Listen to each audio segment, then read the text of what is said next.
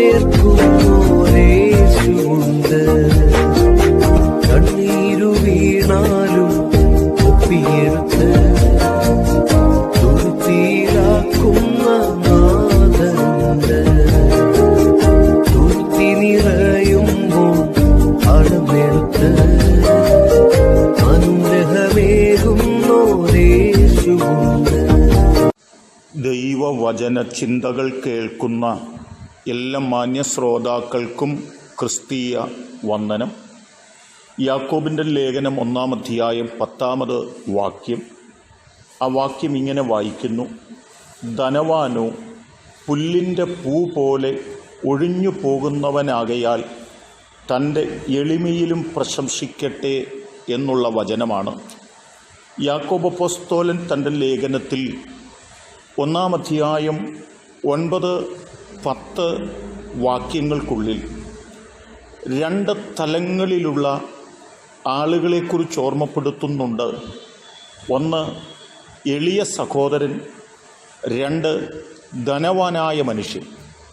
ഈ 2 കൂട്ടത്തിൽപ്പെട്ട ആളുകളും പുല്ല് ഒഴിഞ്ഞു പോകുന്നത് പോലെ ഈ ലോകത്തിൽ നിന്ന് പോയി മറയേണ്ടവരാണെന്നും സമ്പന്നനായിരുന്നാലും ദരിദ്രനായിരുന്നാലും എളിയവനായിരുന്നാലും ധനവാനായിരുന്നാലും സൗന്ദര്യമുള്ളവനായിരുന്നാലും സൗന്ദര്യമില്ലാത്തവനായിരുന്നാലും സമ്പന്നനായിരുന്നാലും ദരിദ്രനായിരുന്നാലും എല്ലാവരുടെയും ജീവിതത്തിൽ അത്യാവശ്യമായൊരു ഘടകമെന്ന് പറയുന്നത് എളിമയാണ്, താഴ്മയാണ് എന്നുള്ള വാക്കുകളാണ് യാക്കോബ് അപ്പോസ്തലൻ ഇവിടെ ഓർമ്മപ്പെടുത്തിയിട്ടുള്ളത്.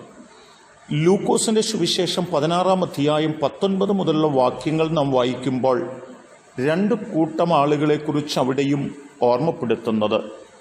1 ധനവാനായ മനുഷ്യനാണ്, മറ്റൊന്ന് ദരിദ്രനായ ലാസർ എന്ന് പറയുന്ന മനുഷ്യനാണ്. ലാസറിനെ സംബന്ധിച്ചിടത്തോളം ആകെ ആശ്രയം ഈ ധനവാനായ മനുഷ്യൻ മാത്രമായിരുന്നു.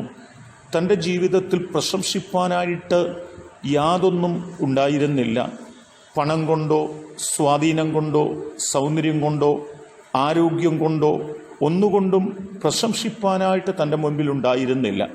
തൻ്റെ ജീവിതകാലം മുഴുവനും ദൈവത്തെ പരമാർത്ഥതയോടെ സേവിച്ച് എളിമയിൽ താൻ ജീവിപ്പാനിടയായിത്തീർന്നു. തൻ്റെ മരണം ശേഷം തൻ്റെ ആത്മാവ് അബ്രഹാമിൻ്റെ മടിയിലേക്ക് കടന്നുപോയെന്നും ആ ഭാഗത്ത് ഓർമ്മപ്പെടുത്തുന്നുണ്ട്. എന്നാൽ ധനവാനായ മനുഷ്യനെ സംബന്ധിച്ച് ഓർമ്മപ്പെടുത്തുന്നത്, ധനവാനായ ഒരു മനുഷ്യനുണ്ടായിരുന്നു. അവൻ ധൂമ്ര വസ്ത്രവും പട്ടും ധരിച്ച് ദിനം പ്രതി ആഡംബരത്തോടെ സുഖിച്ചും കൊണ്ടിരുന്നു എന്നാണ് ഓർമ്മപ്പെടുത്തുന്നത്. ധനവാനായ മനുഷ്യന് തനിക്കുണ്ടായിരുന്ന ധനസമൃദ്ധിയിൽ, തനിക്കുണ്ടായിരുന്ന ശ്രേഷ്ഠതയിൽ വളരെ ഉന്നതമായ നിലകളിൽ തൻ്റെ ജീവിതം മുൻപോട്ട് കഴിക്കുകയും ആ തലത്തിൽ എല്ലാ ദിവസങ്ങളും ആഡംബരത്തോടുകൂടി തൻ്റെ ജീവിതം മുൻപോട്ട് കഴിപ്പാനും ഇടയായിത്തീർന്നു എന്നോർമ്മപ്പെടുത്തിയിട്ട് തൻ്റെ ജീവിതാവസാനത്തെക്കുറിച്ച് ഓർമ്മപ്പെടുത്തുന്നത്, ധനവാനായ മനുഷ്യനും ദരിദ്രനായ ലാസർ മരിച്ചതുപോലെ മരിച്ചു, എന്നാൽ ധനവാനായ മനുഷ്യൻ്റെ ആത്മാവ് യാതനാ സ്ഥലത്തേക്ക് കടന്നുപോയി എന്നാണ് ഓർപ്പിക്കുന്നത്. എന്തുകൊണ്ടാണ് ദരിദ്രനായ ലാസറിൻ്റെ ആത്മാവ് പറുദീസയിലേക്കും സമ്പന്നനായിരുന്ന ധനവാനായിരുന്ന ആ മനുഷ്യൻ്റെ ആത്മാവ് യാതനാ സ്ഥലത്തേക്കും കടന്നുപോയതെന്ന് ചോദിച്ചാൽ, അവരുടെ ധനത്തിൻ്റെ സമൃദ്ധിയോ ദാരിദ്ര്യത്തിൻ്റെ പശ്ചാത്തലങ്ങളോ അല്ല. അതിനപ്പുറത്ത് അവരും അവരുടെ ദൈവമായിട്ടുള്ള ബന്ധവുമായി ബന്ധപ്പെട്ടാണ് അത് നിൽക്കുന്നത്.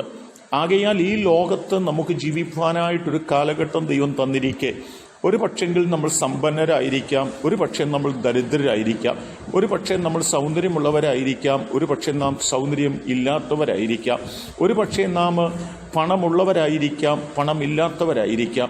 ഏത് സാഹചര്യത്തിലുള്ളവരായിരുന്നാലും അതിനപ്പുറത്ത് ഒരു ദിവസം നാം എല്ലാവരും ഈ ലോകത്തിൽ നിന്ന് മാറ്റപ്പെടേണ്ടവരാണെന്നുള്ള വിശ്വാസവും ആ നിലവാരത്തിലുള്ള എളിമയിലും താഴ്മയിലും ജീവിക്കുന്നവരുമായി തീരുവാൻ നമുക്ക് ഉത്സാഹിക്കാം. അതിന് ദൈവം എന്നെ കേൾക്കുന്ന നിങ്ങൾക്കെല്ലാവർക്കും കൃപ നൽകട്ടെ. കരുണയുള്ള ദൈവമേ, സ്വർഗസ്ഥ കർത്താവേ, ഒരിടത്തു പോലും ഞങ്ങൾ പ്രശംസിക്കുന്നവരായിട്ടല്ല, ഞങ്ങൾ പ്രശംസിക്കുന്നു എങ്കിൽ ദൈവത്തിൽ പ്രശംസിക്കുന്നവരായി തീരുവാൻ, ഞങ്ങളുടെ ധനത്തിലോ സൗന്ദര്യത്തിലോ സമൃദ്ധിയിലോ ഒന്നും പ്രശംസിക്കാതെ ദൈവസന്നിധിയിൽ എളിമയും താഴ്മയുമുള്ളവരായി ജീവിപ്പാൻ ഞങ്ങളെ സഹായിക്കണമെന്ന് ഞങ്ങൾ അങ്ങയോട് പ്രാർത്ഥിക്കുന്നു. ഈ ദൈവത്തിൻ്റെ വചനം കേൾക്കുന്ന എല്ലാവരും ദൈവത്തിൻ്റെ മുൻപാകെ എളിമയിൽ ജീവിപ്പാൻ ദൈവം അവരെ സഹായിക്കണം. പ്രാർത്ഥന കേൾക്കുന്നത് കൊണ്ട് സ്തോത്രം. യേശു കർത്താവിൻ നാമത്തിൽ തന്നെ ആമേൻ.